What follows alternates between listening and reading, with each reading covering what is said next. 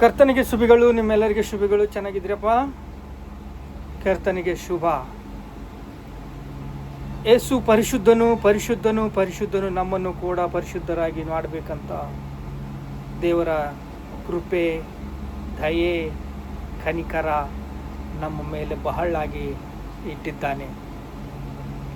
ದೇವರು ನಮ್ಮೊಂದಿಗಿದ್ದಾನೆ. ನಿಮಗೆ ಗೊತ್ತಾರೆ, ದೇವರು ಯಾವಾಗಲೂ ನಮ್ಮೊಂದಿಗೆ ಇದ್ದಾನೆ, ನಮ್ಮ ಹೃದಯದಲ್ಲಿ ಪದಿಲವಾಗಿದ್ದಾನೆ. ಅದಕ್ಕಾಗಿ ನಾವು ದೇವರಿಗೆ ಸ್ತೋತ್ರ ಹೇಳಬೇಕು. ನಾವು ದೇವರಿಂದ ಹುಟ್ಟಿದವರೆಂದು ಲೋಕವಲ್ಲೆಲ್ಲ ಕೆಡಕನ ಕೈಯಲ್ಲಿ ಬಿದ್ದಿದೆ ಎಂದು ನಮಗೆ ಗೊತ್ತಿದೆ.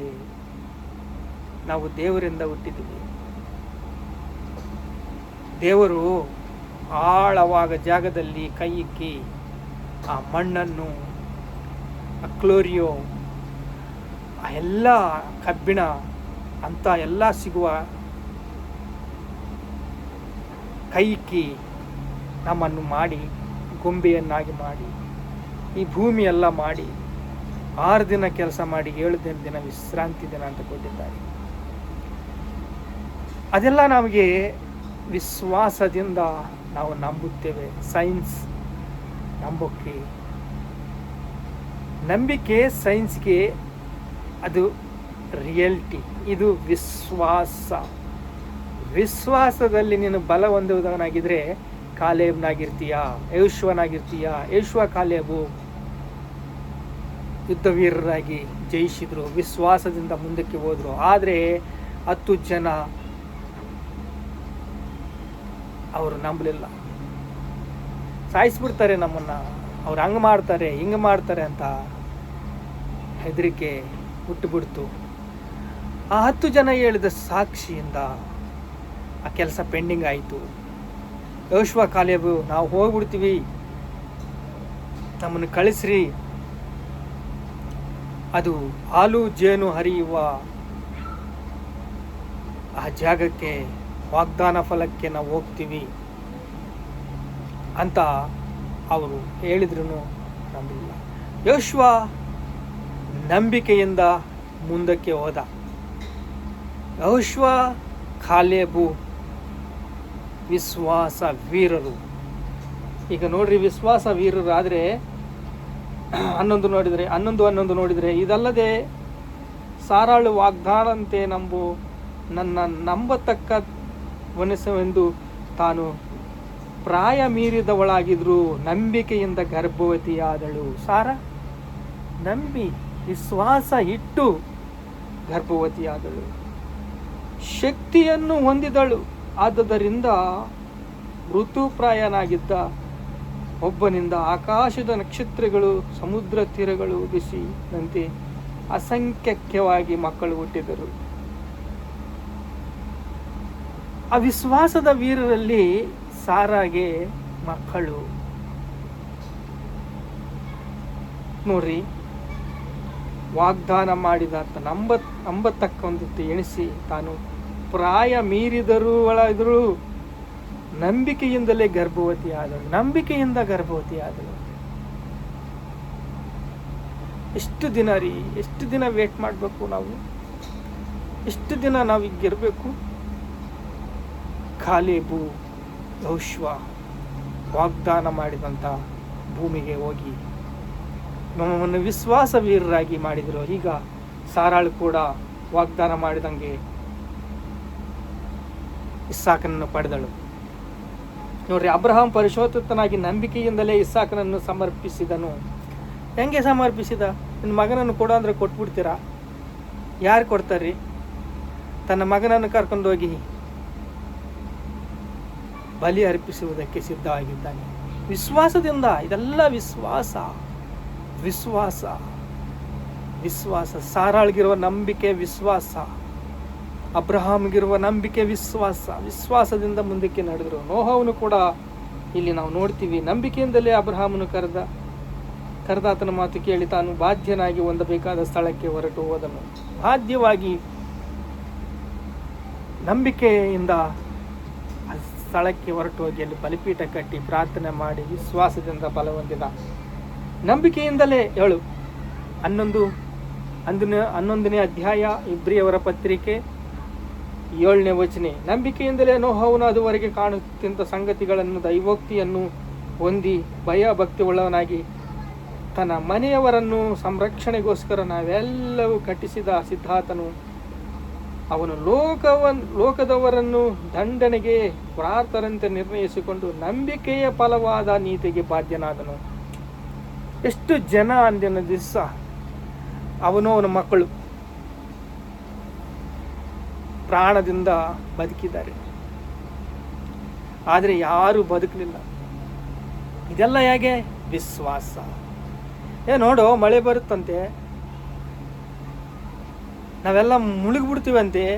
ಒಂದು ಅಡುಗೆ ಮಾಡ್ತಾ ಇದ್ದಾನ, ಹೊಲ ಎಲ್ಲ ಮಾರ್ಕೊಂಡು ಮಕ್ಕಳಿಗೆ ಏನು ಕೊಡ್ತಾನೆ ಅಂತ ದೇವರ ಮಾತನ್ನು ಕೇಳಿ ವಿಶ್ವಾಸದಿಂದ ಮುಂದಕ್ಕೆ ಹೊರದ. ಹಾಗೆ ಒಂದಲ್ಲ ಎರಡಲ್ಲ, ಈಗ ನಂಬಿಕೆಯಿಂದಲೇ ಇಸಾಕನು ಯಾಕೋಬನನ್ನು ಏಸೇವನನ್ನು ಆಶೀರ್ವದಿಸಿದ. ಮುಂದೆ ಸಂಭವಿಸಿದ ಸಂಗತಿಗಳನ್ನು ಸೂಚಿಸಿದವನು. ಯಾಕೋಬನು ತಾನು ಸಾಯುತ್ತಿರುವಾಗ ನಂಬಿಕೆಯಿಂದಲೇ ಏಸೇಬನ ಮಕ್ಕಳಿಬ್ಬರನ್ನು ಆಶೀರ್ವದಿಸಿದನು. ನಂಬಿಕೆಯಿಂದಲೇ ಅವರ ಮಕ್ಕಳನ್ನು ಆಶೀರ್ವದಿಸ. ಈಗ ಏಸೇಪನು ಪ್ರಧಾನಮಂತ್ರಿಯಾದ. ಅವನಿಗೆ ಕನಸು ಬಂತು. ಕನಸಿನಿಂದ ಎಲ್ಲ ವಿಷಯದಲ್ಲಿ ವಿಧೇಯನಾಗಿ ದೇವರ ಕಡೆಗೆ ಮನತಿರುಗಿ ವಿಶ್ವಾಸದಿಂದ ಮುಂದಕ್ಕೆ ಹೋದ. ಕನಸು ಬಂತು. ಕನಸನ್ನು ಹೇಳಿದ ಫರೋನಿಗೆ. ಫರೋ ಹೆಂಡತಿ ಶೋಧನೆ ಮಾಡಿದ್ರು.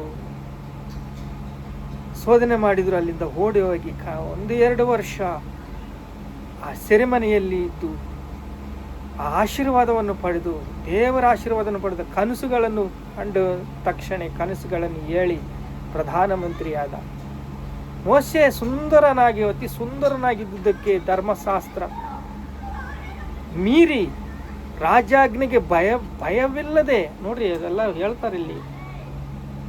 ಮೋಶೆ ಹುಟ್ಟಿದಾಗ ಅವನ ತಂದೆ ತಾಯಿಗಳು ಕೂಸು ಸುಂದರವಾಗಿದೆ ಎಂದು ನೋಡಿ ಅರಸನ ಅಪ್ಪಣೆ ಭಯಪಡದೆ ನಂಬಿಕೆಯಿಂದಲೇ ಅವನನ್ನು 3 ತಿಂಗಳು ಬಚ್ಚಿಕ್ಕಿ, ಮೋಶೆ ದೊಡ್ಡವನಾದ ಮೇಲೆ ಫರೋ ಕುಮಾರ್ತೆಯನ್ನು ಮಗನನ್ನಿಸಿಕೊಳ್ಳುವುದಕ್ಕೆ ಬೇಡವೆಂದು ನಂಬಿಕೆಯಿಂದಲೇ ಸ್ವಲ್ಪ ಕಾಲ ಪಾಪ ಭೋಗವನ್ನು ಅನುಭವಿಸಕ್ಕಿಂತ ದೇವರ ಜನರೊಂದಿಗೆ ಕಷ್ಟವನ್ನು ಅನುಭವಿಸಿದೆ ಒಳ್ಳೆಯದೆಂದು ತೀರ್ಮಾನಿಸಿಕೊಂಡನು.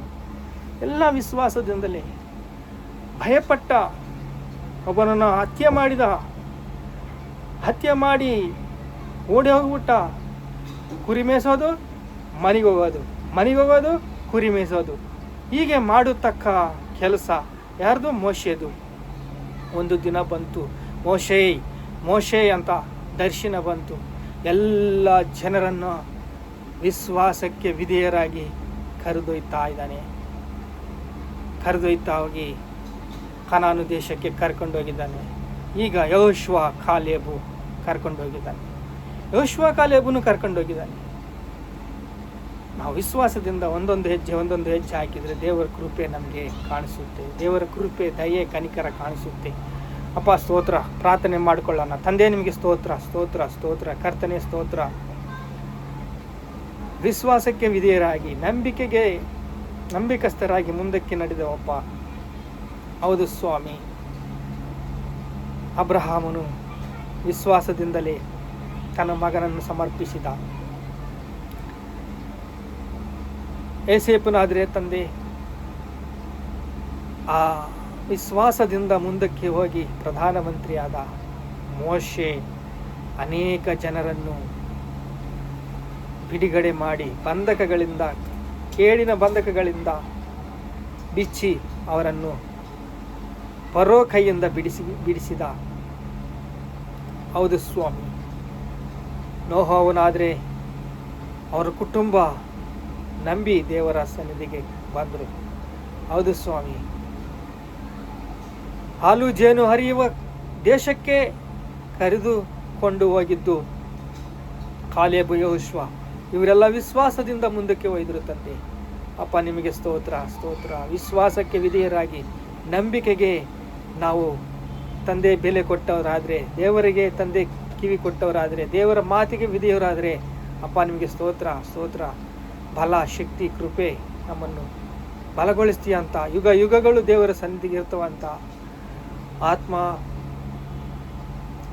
ಸಾವಿಲ್ಲ.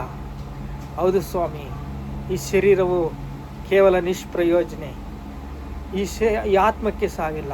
ಯುಗ ಯುಗಗಳು ದೇವರೊಂದಿಗೆ ಇರುವುದಾಗಿ ಕೃಪೆ, ದಯೆ, ಕನಿಕರ ನಮಗೆ ಕೊಟ್ಟು ನಮ್ಮನ್ನು ಬಲಪಡಿಸಿ, ಸ್ಥಿರಪಡಿಸಿ, ವಿಶ್ವಾಸಕ್ಕೆ ವಿಧೇಯರಾಗಿ ಮುಂದಕ್ಕೆ ಹೋಗುವುದಕ್ಕೆ ಕೃಪೆ ಕೊಟ್ಟಿದ್ದಕ್ಕೆ ಯೇಸು ಪರಿಶುದ್ಧ ನಾಮದಲ್ಲಿ ಪ್ರಾರ್ಥನೆ ಸಮರ್ಪಿಸುತ್ತಾ ಇದ್ದೇವೆ ತಂದೆ. ಆಮೇನ್.